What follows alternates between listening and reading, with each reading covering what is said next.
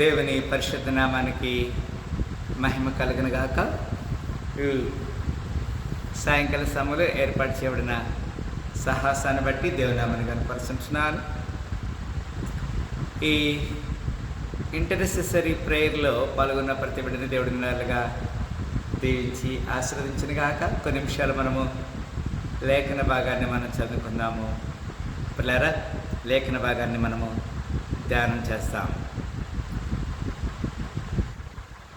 దేవా, నీ శరణు చచ్చి ఉన్నాను, నన్ను కాపాడము. నీవే ప్రభుడవు, నీకంటే నాకు క్షేమాధారం ఇది లేదని యెహోవాతో నేను మనవి చేయుదును.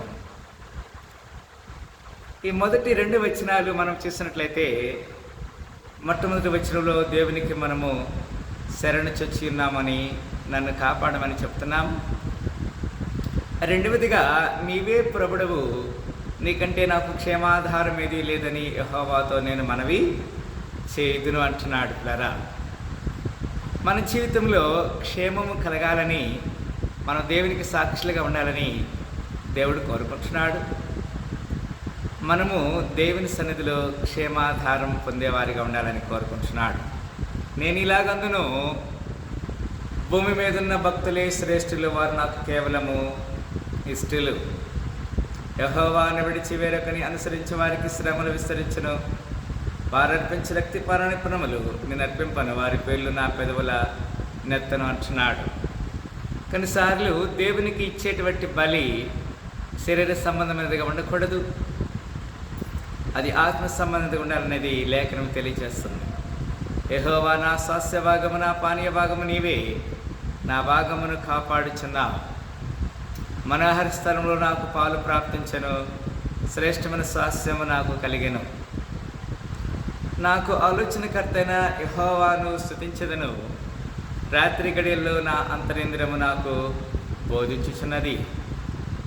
సదాకాలం యెహోవా యందు నా గురి నిలిపించున్నాను, ఆయన నా కుడిపార్శ్వమందు ఉన్నాడు కనుక నేను కదల్చబడనంటాడు. క్లారా, అందువలన నా హృదయము సంతోషించుచున్నది, నా ఆత్మ హర్షించున్నది, నా శరీరము కూడా సురక్షితముగా నివసించుచున్నది. పిల్లరా, మన గురి ఎప్పుడైతే దేవుని మీద ఉంచుతామో, దేవుడు మనకి తన యొక్క సంతోషాన్ని, తన యొక్క ఆత్మ ఆనందాన్ని మనకు అనుగ్రహిస్తాడు అనేది లేఖన సత్యం.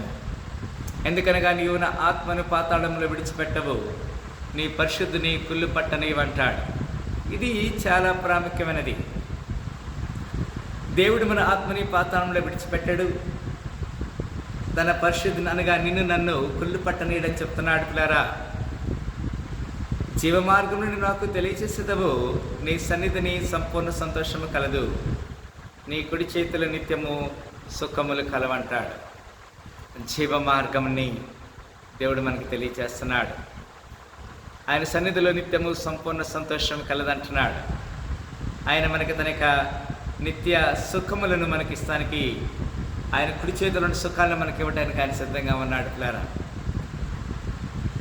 మనము దేవుని సన్నిధిలో నిత్యము ఆయన యొక్క కృపకు పాత్రలుగా ఉన్నప్పుడు, ఆయన మనకిచ్చేటువంటి ఆశీర్వాదాల కొరకు, ఆశీస్సుల కొరకు మనము ఎదురు చూసేవారుగా ఉండాలనేది దేవుని యొక్క ఉద్దేశం. అందుకే 9వ వచనం అంటాడు కదా, ఇక్కడ చక్కని మాట చెప్తాడు, అందువలన నా హృదయము సంతోషించినది. He want to give us the eternal rejoice, joyful heart. Because of that we have to, therefore my heart is glad and my glory rejoiceth, my flesh also shall rest in hope.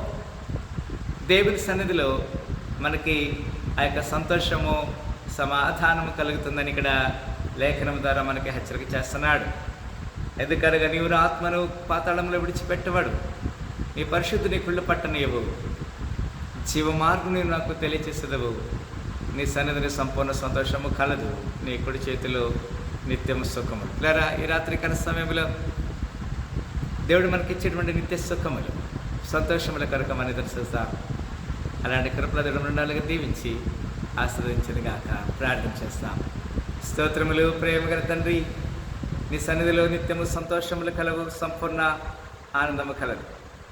నీ కొరకు ఎదురు చూసే భాగ్యం దాచమని ఈ సాయంకాల సమయంలో ఏర్పాటు చేయబడిన సాహసాన్ని దీవించమని మమ్మల్ని మేము తగ్గించుకుని మీ నామని ఇచ్చిస్తాం. మా ప్రభుని ప్రియరక్షకుడైన యేసుక్రీస్తు వారి శ్రేష్టమైన నామములో మిక్కిలినంత వేడుకను స్తుతించి ప్రార్థన చేస్తున్నాము తండ్రి. ఆమేన్, ఆమేన్, ఆమేన్. మరొకసారి ఈ సాయంకాల శుభములతో దేవుడు మనందరిగా దీవించి ఆశ్రయించరుగాక. కీర్తన భాగాన్ని బట్టి ఇంటర్సెసర్ ప్రేయర్ని బట్టి కొన్ని నిమిషాలు మనందరం కూడా ఇంటర్సెసర్ ప్రేయర్ గడుపుతాం. దేవుడి మాటలు దీవించి ఆశ్రయించరుగాక.